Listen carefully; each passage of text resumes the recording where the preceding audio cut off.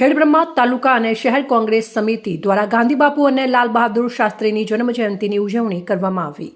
ભારત દેશને અંગ્રેજોની ગુલામીમાંથી મુક્ત અપાવનારા ગુજરાતના પનોતા પુત્ર અને ભારત દેશના રાષ્ટ્રપતિ જેમનું બિરુદ આપવામાં આવ્યું છે તેવા અહિંસાના પૂજારી મોહનદાસ કરમચંદ ગાંધી અને ભારત દેશના પૂર્વ વડાપ્રધાન લાલ બહાદુર શાસ્ત્રી કે જેમણે જય જવાન જય કિસાનનો નારો આપ્યો હતો, આ બંને મહાનુભાવોની જન્મજયંતિ નિમિત્તે ખેડબ્રહ્મા તાલુકા અને શહેર કોંગ્રેસ સમિતિ દ્વારા આ બંને મહાનુભાવોને યાદ કરી તેમને શ્રદ્ધાસુમન અર્પણ કરવામાં આવ્યા હતા। આ નિમિત્તે ખેડબ્રહ્મા શહેર કોંગ્રેસ સમિતિના પ્રમુખ અમિત શર્માએ બંને મહાનુભાવોને યાદ કરી તેમણે દેશ માટે કરેલા કાર્યો યાદ કરવામાં આવ્યા હતા।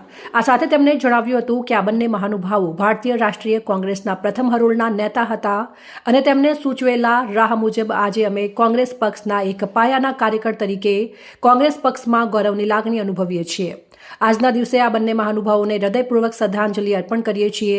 આજના કાર્યક્રમમાં ખેડબ્રહ્મા તાલુકા અને ખેડબ્રહ્મા શહેર કોંગ્રેસ સમિતિના કાર્યકરોમાં નગરસેવક દિલીપભાઈ વસાવા સુરત કંપાથી, બકાભાઈ વ્યાસ ચાંપલપુરમાંથી, દશરથભાઈ પરમાર, સંજયભાઈ ઠાકોર તેમજ હસમુખભાઈ પ્રજાપતિ, કોહિનૂર સિંહ, વલ્લભભાઈ પટેલ, ભવાનસિંહ વાઘેલા, લાલાભાઈ ભાવસાર, નરેન્દ્રસિંહ ચૌહાણ, રઘુવીરસિંહ સાખલા, અશોકભાઈ જોશી, આકાશભાઈ ગમાર, અમરતભાઈ પરમાર, ક્ષિતિજભાઈ, રામજીભાઈ મયાત્રા તેમજ મોટી સંખ્યામાં કાર્યકરો ઉપસ્થિત રહ્યા હતા।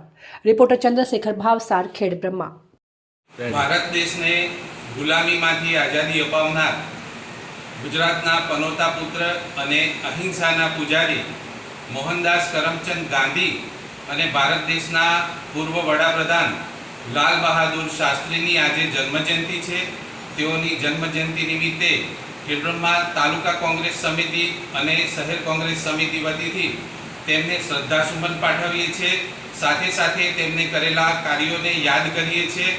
સાથે આજે અમે ગૌરવ અનુભવીએ છીએ કે ભારતીય રાષ્ટ્રીય કોંગ્રેસ પક્ષના તેઓ પ્રથમ હરોળના નેતા હતા અને સાથે સાથે અમને પણ આનંદ છે કે અમે પણ આજે કોંગ્રેસ પક્ષના એ રાહે ચાલનારા તમામ કાર્યકરો છીએ। આજે તેમને નમનપૂર્વક યાદ કરીએ છીએ।